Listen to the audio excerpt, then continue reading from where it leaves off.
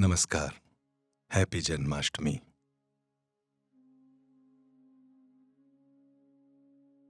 जन्माष्टमी का दिन हम सब के लिए एक महान परंपरा रही है। वे न केवल योग पुरुष हैं, युग पुरुष भी हैं। योगेश्वर हैं या योग के स्वामी, योग के भगवान। लाला जी महाराज हमारे सहज मार्ग के आदि गुरु। उनके हृदय में भगवान कृष्ण के प्रति अगाध भक्ति और श्रद्धा थी। उन्होंने एक बार लिखा कि उन्होंने भारत के आध्यात्मिक इतिहास की पूरी आध्यात्मिक आकाश गंगा का अवलोकन किया और भगवान कृष्ण को उन्होंने आकाश में सबसे चमकीला तारा पाया। बाबूजी महाराज ने भी कहा कि भगवान राम जो अवतार पुरुष थे, जिन्होंने नैतिकता और समाज की संस्कृति की नींव रखी, भगवान कृष्ण ने कलयुग के वर्तमान समय में उसी नीति और नैतिकता की नींव को आगे बढ़ाया और सूत्रपात किया भक्ति का, ईश्वर के प्रति प्रेम, आध्यात्मिक अभ्यास में। सहज मार्ग में इसे अच्छी तरह समझा गया है। यदि हम काम करते हैं, अपने कर्म करते रहते हैं, मानसिक स्तर पर या शारीरिक स्तर पर, ये बोझ बन सकते हैं यदि इनमें जुनून ना हो, यदि प्रेम ना हो। और यदि आप काम करते समय ईश्वर के प्रति प्रेम को शामिल कर सकें, तो वही कर्म योग एक प्रकार का आशीर्वाद बन जाता है, भक्ति बन जाता है। अन्यथा यह हमेशा ही परिश्रम रहेगा, लेबर। इसी प्रकार ज्ञान प्राप्त करना, अपने अंदर उतारना, ज्ञान जिसे कहते हैं इल्म, ये खराब हो जाता है। जैसे दूध खराब हो जाता है, दही बन जाता है। ज्ञान भी प्रदूषित हो जाता है अहंकारवश। यदि ईश्वर प्रमुख न हो, यदि ईश्वर ही ज्ञान के केंद्र में हो, केवल तभी ज्ञान भक्ति बनता है। ये वरना ये सब दिखता है, प्रदर्शित होता है मूर्खता के रूप में। भगवान कृष्ण के जीवन की अगली महत्वपूर्ण भूमिका आध्यात्मिक ऊर्जा को संचारित करना था, जिसे हम आज प्राणाहुति कहते हैं, जो सहज मार्ग में उपलब्ध है। यह संभव ही नहीं था सारा ज्ञान शब्दों में दे पाना। अर्जुन को 700 श्लोकों और 18 अध्यायों के रूप में उस महत्वपूर्ण क्षण में जब युद्ध शुरू होने वाला था, बिगुल पहले से ही बज रहे थे सब तरफ,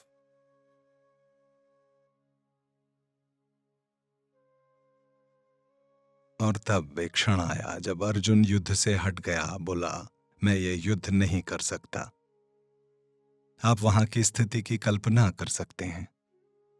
इसलिए भगवान कृष्ण ने उन्हें ये ज्ञान संचारित किया। ऋषि व्यास ने देखा और अनुभव किया कि कुछ क्षणों में क्या संचरित हुआ, और उन्होंने ट्रांसमिशन के उन क्षणों को अनुवाद किया, लिपिबद्ध किया, और आज हम इसे गीता के नाम से जानते हैं।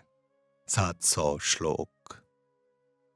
केवल आधुनिक मनुष्य ही समझ सकता है कि ये ट्रांसमिशन कैसे होता है, ये डाउनलोडिंग कैसे होती है। 1 सेकंड से कम में गीगाबाइट्स मेमोरी डाउनलोड कर सकते हैं।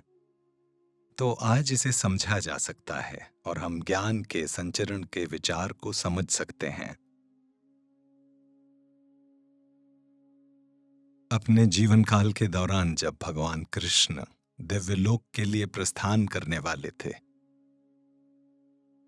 उद्धव उन अंतिम क्षणों को समझ चुके थे। उन्होंने पूछा, प्रभु क्या करें, आप इस दुनिया को छोड़ने वाले हैं, आप कुछ साझा भी नहीं कर रहे। ठीक है, भगवान कृष्ण ने उनसे कहा होगा कि आप लोगों को राह दिखाएं, उन्हें भक्ति सिखाएं, ये ज्ञान साझा करें। भक्ति के इस पहलू को, भक्ति के बारे में गोपियों के साथ और शेष दुनिया के साथ, यही परंपरा आज भी जारी है भक्ति के रूप में। भगवान कृष्ण के अनुसार भक्ति केवल बाहरी पूजा अर्चना ही नहीं, बल्कि वो सब कुछ है जो हम करते हैं, हम उसे ईश्वर को समर्पित करते हैं। अस्तित्व का हर पहलू जब परम के प्रति प्रेम से स्पंदित होता है, तब उसे सच्ची भक्ति कहते हैं। भक्ति दूषित हो जाती है, प्रदूषित हो जाती है, जैसे दूध खराब हो जाता है, नींबू की छोटी सी बूंद से दही बन जाता है। तो जब हम मांगते हैं, जब हम लालची हो जाते हैं, यहां तक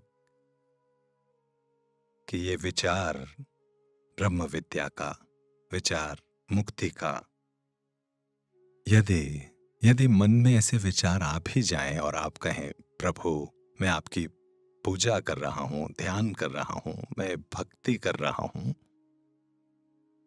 क्या आप मुझे थोड़ी शांति दे सकते हो? ये लेन देन इसे बिगाड़ देगा, क्योंकि भक्ति कुछ भी नहीं मांगती। भक्ति प्रेम के बारे में है, ईश्वर के प्रति प्रेम। हम ईश्वर के लिए हैं, बस उसकी सेवा के लिए।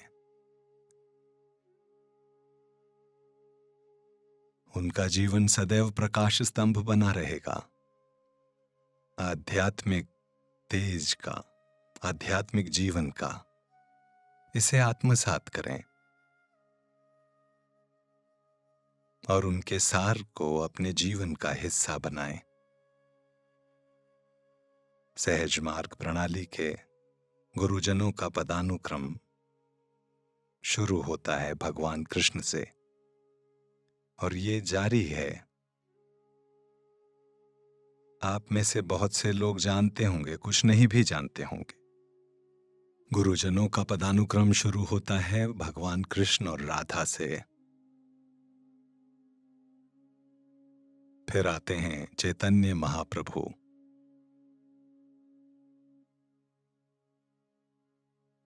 गौतम बुद्ध, रामकृष्ण परमहंस, स्वामी विवेकानंद, लालाजी महाराज, बाबूजी महाराज, चारी जी महाराज, और ये आगे भी जारी। कभी कभी इन नामों को याद रखना मुश्किल होता है, तो कृपया मुझे क्षमा करें, क्योंकि मैं सारे नाम नहीं दोहरा पाऊंगा, एक किताबों में हैं। लेकिन इससे क्या फर्क पड़ता है? भगवान कृष्ण का नाम पहले था या लालाजी का पहले, या किसी नाम का उल्लेख नहीं किया गया, क्या ही फर्क पड़ता है? चाहे नाम बताए गए हों, हम कैसे जान सकते हैं उन महान विभूतियों का सार, जब तक कि हम स्वयं वो सार न बन जाएं? तो पदानुक्रम का आह्वान केवल एक सरल सी शिक्षा है, उनके जैसा बनो, बनो, और उस बनने को उनके चरणों में समर्पित कर दो और खुद को मिटा दो। मिटाने का मतलब खुद को जलाएं नहीं, नष्ट करें नहीं, बल्कि इससे परे वैसा बन जाएं नई शुरुआत होती है फिर, जिसके बाद हमें पता नहीं चलता कि बाद में हमारा क्या होगा। पर कम से कम वैसे गुणी बनो, थोड़ी रुचि रखो उनके जैसा बनने में, अपने जीवन में उनके लिए जगह बनाओ, उनके लिए स्वयं को उपलब्ध कराओ। ये उपलब्धता स्वयं की, हमारा हृदय, प्रयास सब महत्वपूर्ण है। इस समय हम उपलब्ध हैं, वो हम पर काम कर सकते हैं। कल्पना करें यदि आप यहां न हो एक समूह में ध्यान करते हुए, तो यही उपलब्धता है। दिव्य प्राणाहुति के संपर्क में आना, उनकी कृपा के, ताकि ये परासरण हो सके हमारे और उनके बीच। इसी तरह घर पर भी क्या हम उपलब्ध हैं? क्या हम ग्रहणशील हैं इस प्राणाहुति के लिए, ऊपर से उतरने वाली कृपा के लिए? यदि आप उपलब्ध नहीं हैं, इसे प्राप्त करने के लिए ग्रहणशील नहीं हैं, तब स्वयं को कैसे बदल सकते हैं? तो उपलब्धता ही कुंजी है आध्यात्मिक रूपांतरण की। आप शरीर से उपलब्ध हो सकते हैं, लेकिन हृदय यदि बंद हो तो बहुत सी बाधाएं हैं उन लोगों के लिए जो नहीं चाहते हैं। लेकिन जो लोग वास्तव में आगे बढ़ना चाहते हैं, उनके लिए कोई बहाना नहीं हो सकता। तो आइए हम प्रतिज्ञा करें कि अब कोई और बहाना नहीं होगा इस उपलब्धता के लिए। धन्यवाद।